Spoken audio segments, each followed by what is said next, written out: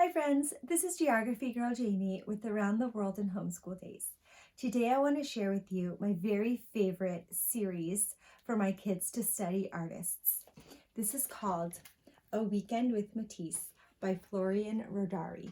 There's a whole series, A Weekend with Monet, A Weekend with Degas, A Weekend with Picasso, and I love handing this book to my kids and having them read it on their own, to my third graders.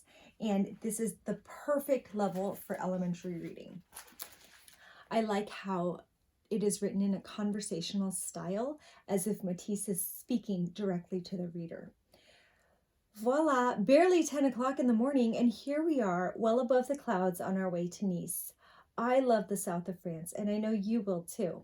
I'm looking forward to our weekend together. I can't wait to show you where I will live and work.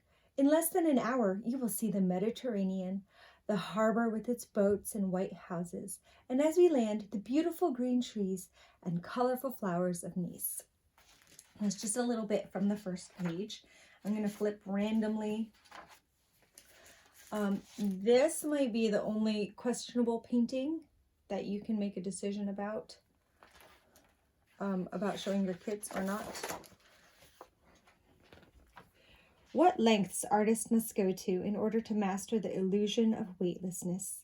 Hours of rehearsal before a performance is just right.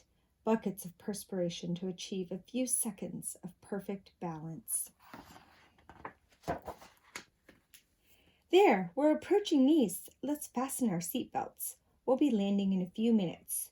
You know, I settled here nearly 35 years ago. I was probably drawn to it because it's so different from the north of France where I was born. I think that the text gives the kids real insight into what Matisse was thinking. And these are all photographic reproductions of his work, and then photographs of where he lived, the inside of his studio. Be careful, this room is very cluttered, so watch your step. Take care not to knock over that precious vase or step on any of the fabrics. You see, like all painters, I collect odds and ends. Moroccan pottery, old coffee pots, dented trays, baskets filled with slowly rotting fruits. Occasionally, the book will switch to an italicized font like this, and then to a third-person narration. There are several reasons for Matisse's fascination with Oriental art and influence on his painting. So it's giving a little bit of background. And then it switches back after a few pages. Under the influence of the art of the Orient, Henri Matisse's palette took on more vivid tonalities than ever before. Then it goes back. But I rarely paint with brushes anymore. I work with cut paper instead.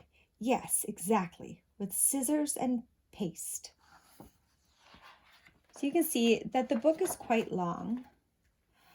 If you saw my other review, I read a book aloud to the kids about this chapel and how Matisse designed it with Monique and raised funds for its building. So the kids are very excited because they had just read it in this book and they made that connection. Oh yeah, I saw that chapel in the Matisse book. And then towards the end, here's the last page. The font gets big again.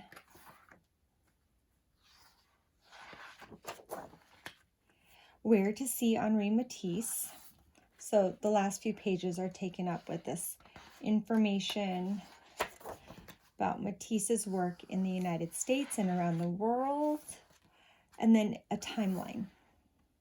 I think my kids usually skip this part, but I think it's good for reference.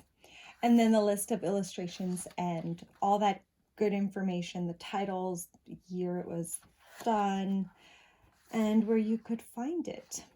So that is A Weekend with Matisse. And like I said, there's a whole series.